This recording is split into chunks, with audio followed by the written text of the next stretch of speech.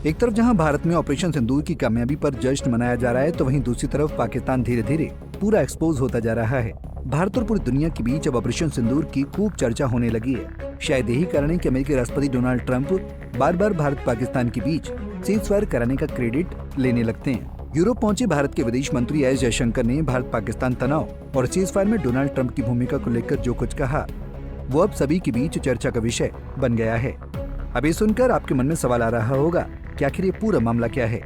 आइए सिलसिलेवार तरीके से आपको पूरा मामला समझाते हैं। दरअसल आतंकियों को मिट्टी में मिलाने और ऑपरेशन सिंदूर की गूंज अब पूरी दुनिया के कानों में सुनाई पड़ रही है। ऐसे में विदेश मंत्री एस जयशंकर ने यूरोप की धरती से पहलगाम अटैक, भारत की जवाबी कार्रवाई और सीज़फायर में डोनाल्ड ट्रंप की भूमिका की सच्चाई दुनिया के सामने रखी। यूरोप में क्या बोले एस जयशंकर। विदेश मंत्री एस जयशंकर ने हाल ही में डच मीडिया को दिए इंटरव्यू में भारत और पाकिस्तान के बीच हालात को लेकर कई अहम बातें कही।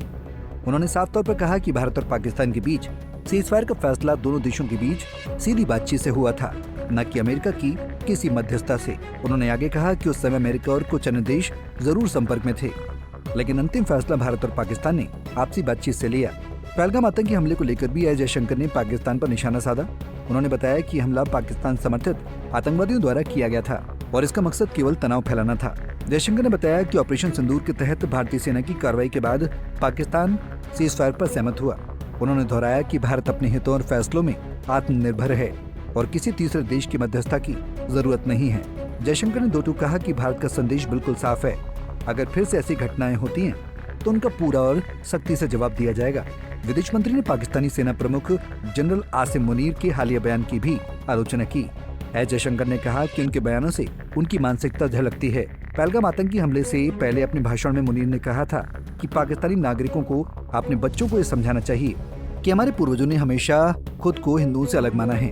हमारा धर्म, संस्कृति, परंपराएं और सोच सब कुछ अलग है। उन्होंने इसी सोच को दो राष्ट्र सिद्धांत की बुनियाद बताया और कहा कि पाकिस्तान और भारत एक राष्ट्र नहीं है, बल्कि दो भिन्न राष्ट्र हैं।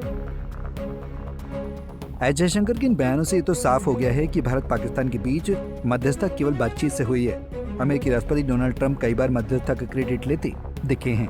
ऐसे में जयशंकर का ये खुलासा ट्रंप को पूरी तरह से एक्सपोज कर सकता है। बहरहाल भारत और पाकिस्तान के बीच सीज़फायर पर सहमति तो बनी है।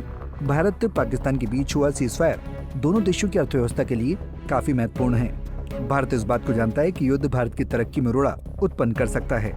अगर देखा जाए तो उसमें कोई दो राय नहीं है कि भारत की सैन्य क्षमता बड़ी है। खैर, पाकिस्तान को भारत ने ऐसा सबक सिखाया है कि जिसे वो हमेशा याद रखेगा।